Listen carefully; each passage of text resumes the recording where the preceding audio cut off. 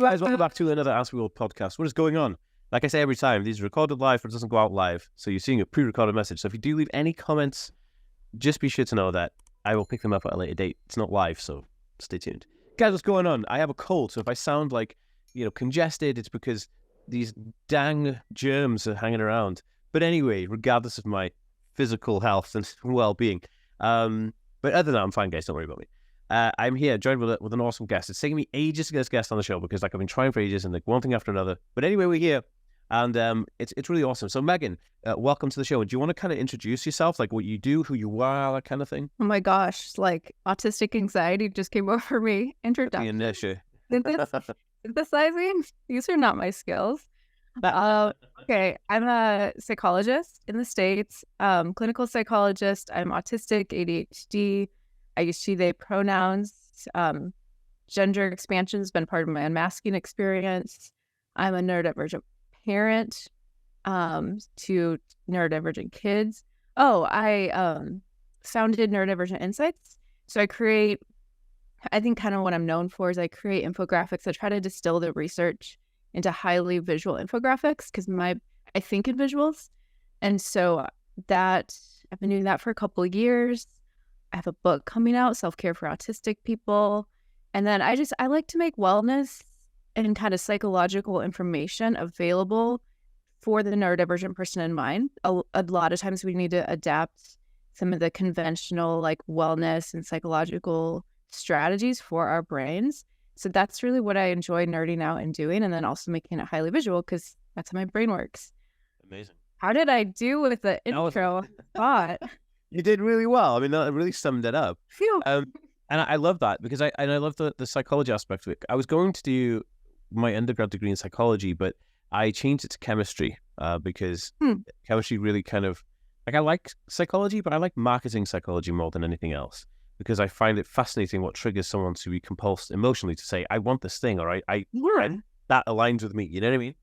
Humans are fascinating, and you see that in marketing psychology or like motivational psychology, like what motivates us as humans. Yeah, I agree. That's a really interesting.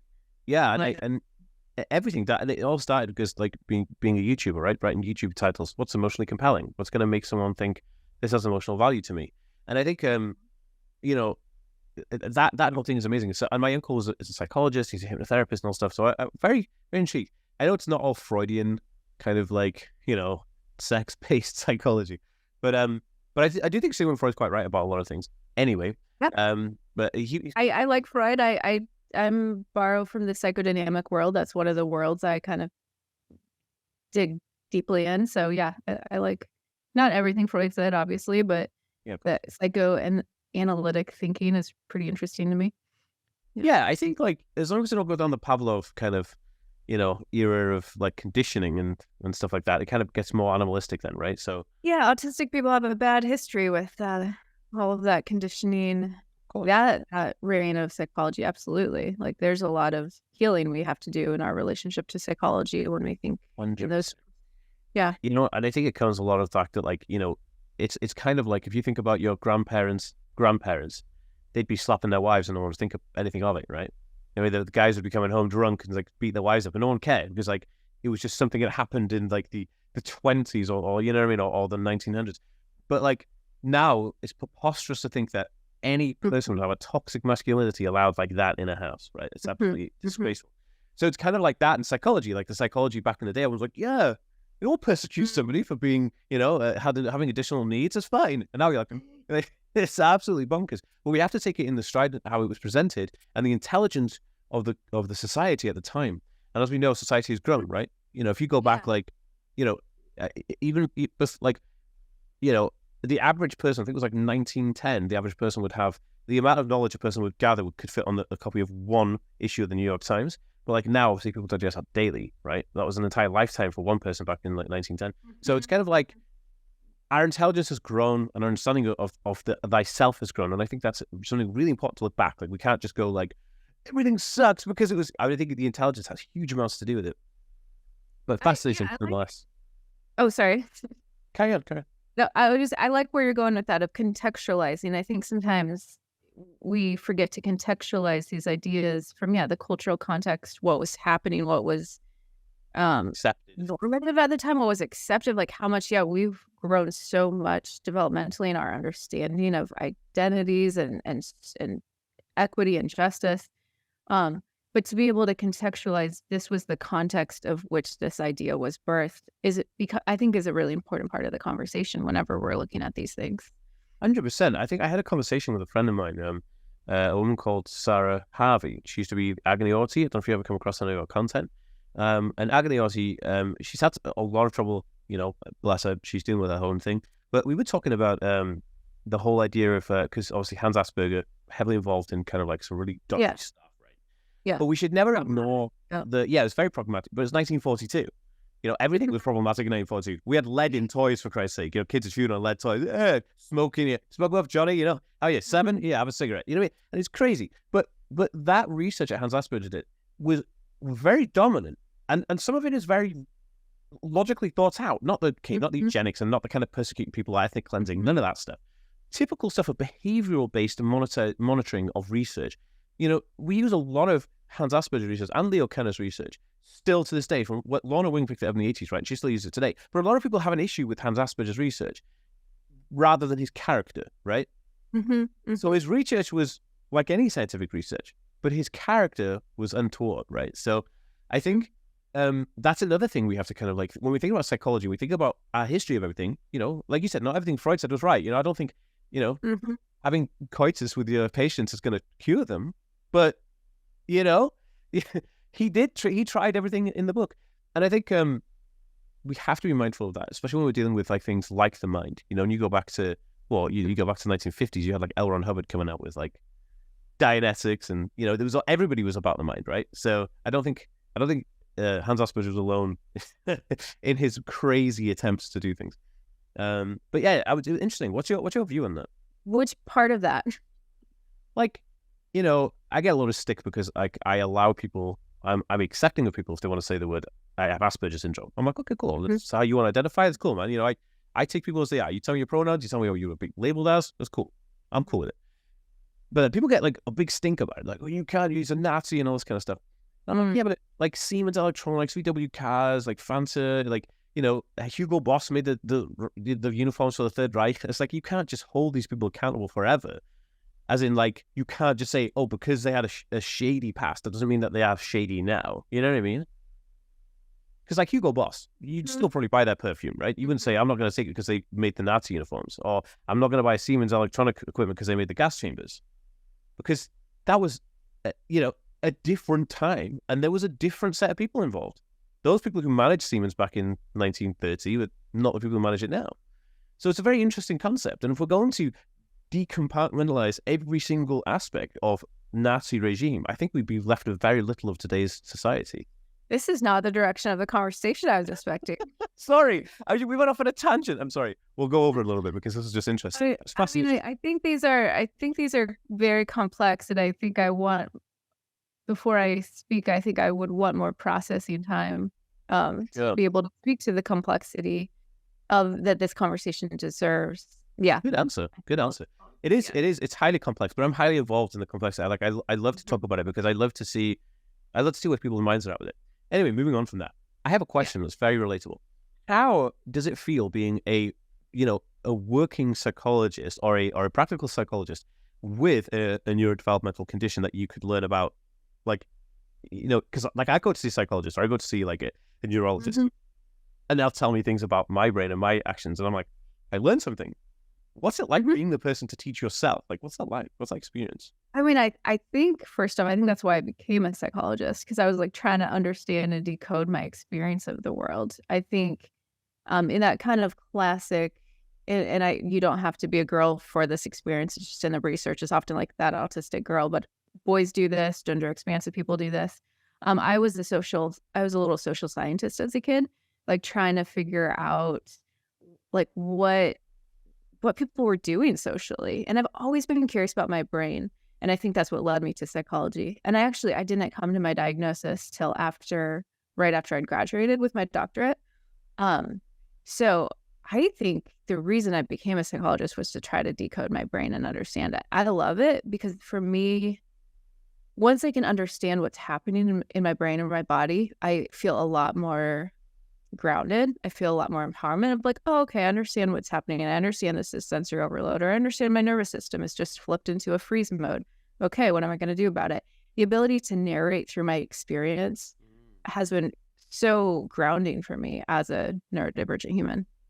Does that give you like the upper hand to manage certain traits, or certain kind of characteristics? Like, so say you're going through a meltdown, or say you're going through like a burnout. Are you able to kind of like, you can figure out what's happening. Are you able to manage it a little bit more? Like, I think so. And the reason I would say I think so is because my reference point. So I didn't start my doctorate till I was already a parent of young children. And I started my doctorate, I think, at 31. So when I look back to how I managed meltdowns, and partly also parenting neurodivergent children, handling their meltdowns, and what that would trigger in me, my ability to cope has changed so much with the training I have as a psychologist. And so I would say it definitely comes in handy. Particularly, I lean a lot on kind of mindfulness traditions like third wave CBT, which is acceptance commitment. Acceptance commitment therapy is one of those third waves.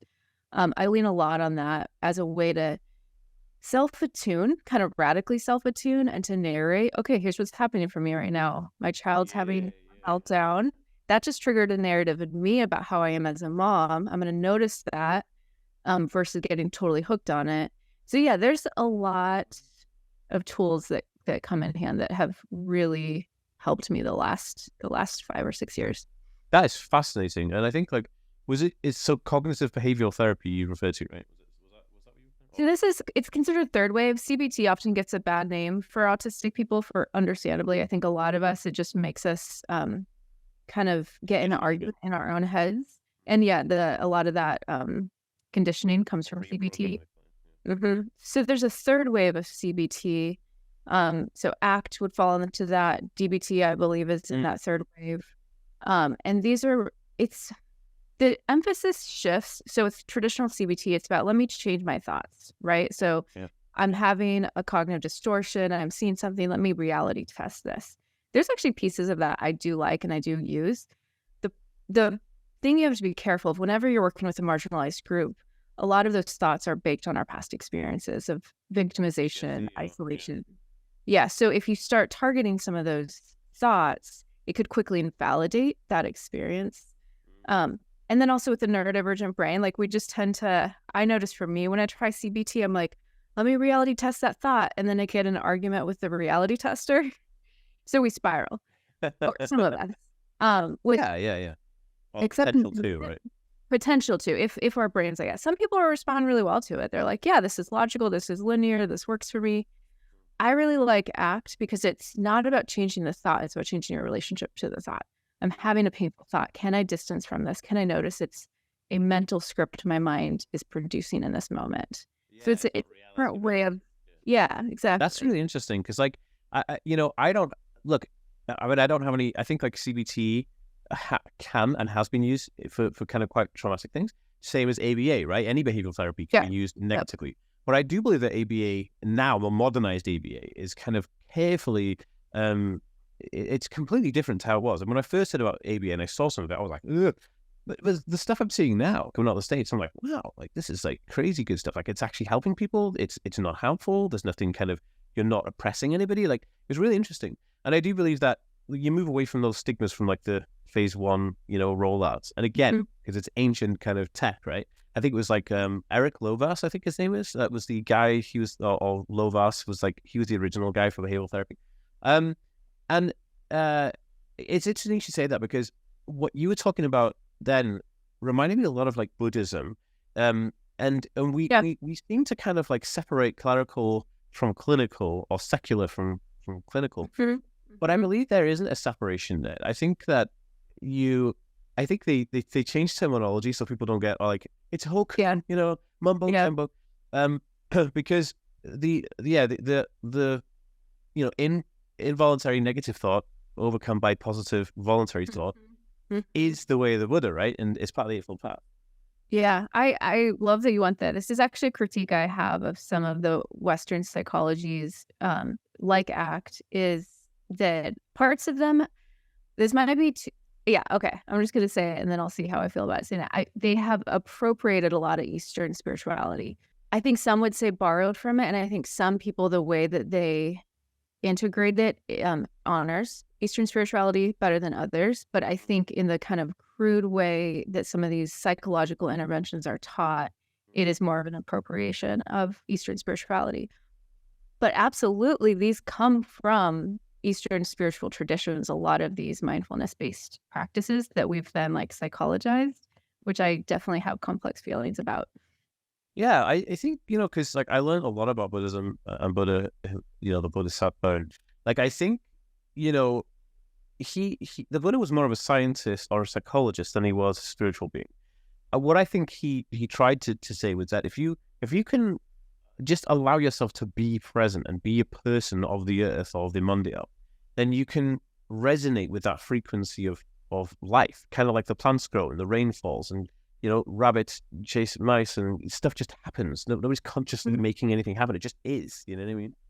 Well, I think partly, like, if we go back to pre-modernity, people were just more integrative thinkers. So actually, I have another degree in Masters of Divinity. So I studied like world religions and oh, really?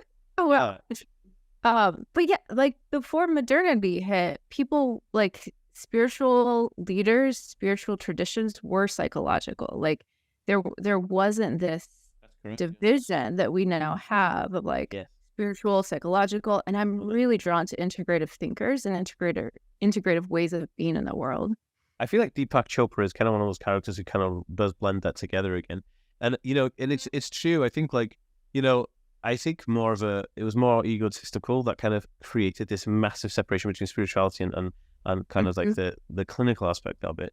And there's so many different kind of, you see this time and time again, the same type of thing where you're saying like, well, even down to like, I wrote a book on theology, and even I think I say this in my first book, like, Scientology's main principle of Dianetics, right? You must have studied this, right? So auditing is basically like it's just like a counseling therapy, and that comes from the Buddha, like, you know what I mean? And they do a lot of these what the hell they call it, one hand clapping, the koans, Buddhist koans, right? Where you say, what's the sound of one hand clapping? And so the Buddha asks you, like, what's the sound of one hand clapping? You're like, I have no idea. But that's not what he's asking you. The Buddha's asking you to dig deep, and as you dig deep to find out what the sound of one hand clapping, you start to unravel things, and you start to think about yourself and become a bit more aware.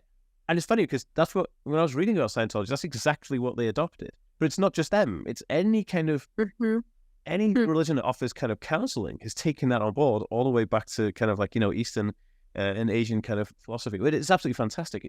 But you look now, like all the therapy classes that I go to for autism, they're always pushing on these, mindfulness, Buddhist space, like all of it is. And okay, this is old, and I don't like to try and cite research that I don't have at the tip of my head, but I feel like I saw some research actually about how when you divide mindfulness from the spiritual traditions, like if you don't essentially capture the energy and the essence that comes with it, and if you make it an intervention, it's actually less impactful. Like it's because it is a philosophical way of being in the world. And so if you're just like, okay, learn this mindfulness and it's going to help with your anxiety as an intervention, that's really different than like, let's talk about how you experience yourself, how you experience the world, your philosophy of being. That's substantive. That's going to stick. Yeah, 100%, because it's feedback reinforced, because you do feel the ground beneath you. You know what I mean? You can see that the desk is there. I think it's fascinating. We've got a crazy tangent here. But I think it's all relevant because I did a couple of real videos and TikTok videos all about like autistic individuals and spirituality, and not saying that all autistic individuals are spiritual, but what I'm saying is that the interest in the idea, because we can think in those abstract ways. You know what I mean? Yeah. Well, and it's interesting. I had a reflection a few years back. So theology, religion was absolutely a special interest of mine for decades. But it's kind of eased up since discovering I was autistic. One of my takes is at some point I realized I can't figure out myself fully, but if I can figure out like existentialism and philosophy, maybe I'll feel more oriented in my existence. And it's been really interesting as I've discovered I'm autistic and ADHD and integrated those identities the existential dread has lessened for me, which I kind of watched that dialectic of, I was like, that's really interesting. Because I spent so much of my 20s in existential angst. Yeah. Yeah, I think a lot of people can relate to that kind of experience, because especially if you're autistic and ADHD, you have this kind of like, like, and it does play on you. So I want to know, because we are running out of time, but I want to know about the book. What's this book you got coming out? Like, you said you're writing a book, or you have a book coming out? Yeah, it's coming out in March. It's so I don't know if you've seen Dr. Sasha's like Selfcare for ADHD people. It came out a couple years ago. It's with the same publisher, and they reached out to me and they're like, we want to write a self-care book for autistic people. And I was like, that's awesome. So I just this week finished final edits. And it's the way it's written in a way to actually, I feel like it's very ADHD friendly. It's in little like, tidbits. So it's like over 100 tips, clumped into different categories. So like physical self-care, social self-care, relational self-care, emotional self-care. So yeah, that's the project. Dude, you missed out. Spiritual self-care. Now, only joking. No, that's funny. I have thought about that, because I actually, in my past, before pre-diagnosis, I actually wrote a lot in the integration of spirituality and psychology. That was kind of my academic career base. I think I do want to talk about spiritual self-care. It gets so tricky because a lot of us also have religious trauma. I was going to say the same thing. You can't, it's just so difficult. It's so difficult. You know, and I think like we're all on a journey, like, and you know, people there will come to a time when they kind of will want to read and research about it. But again, you can't just kind of generalize it, because then it becomes quite sticky. So how do people find out more about you? How can they buy the book when it's out? Like, tell us, where do we find you online? The best way to find me is through my website, neurodivergentinsights.com, and that's where I've got weekly blog posts that come out. Instagram, if you're on Instagram, I create infographics there. You can pre-order my book from my website. I also have a podcast called Divergent Conversations with a fellow autistic ADHD therapist, and we host weekly conversations where we kind of like analyze ourselves while also talking about all these things. So it's a unique experience. All you're missing is a brain scan, like live brain scan. That would be amazing. Oh my gosh, that would be amazing. Yeah. That's called Divergent Conversations, so you can find us there. I think I have a newsletter, so that's probably the best way if people want to reach out to me. I work hard to respond to people who email me from my newsletter. Otherwise, it's kind of hard to get a hold of me. I've recently created some very healthy boundaries for myself with social media. Oh goodness. Well, look, if you could send me an email with everywhere that people can get you, I'll put it into the description of this video, guys, and also in the show notes of this podcast. So you can, link through to her podcast, or you can check out all of Megan's cool stuff. I think this is super dope. And this has been a fascinating conversation. Like, it's been nothing like I've ever had on this show. Really? Like I'm curious about that. Yeah, people are scared to talk about spirituality. We are. And I think that, like, especially when it crosses over to psychology, because people want it as far away from each other as possible. And I don't think that's true. I think they are one and the same thing. But that's just me, and that's just how I think about it. But it's been fascinating to have a conversation. So, Megan, thank you so much for having that conversation. Absolutely. Thanks so much for having me on. And I've enjoyed this conversation. Amazing. Thank you.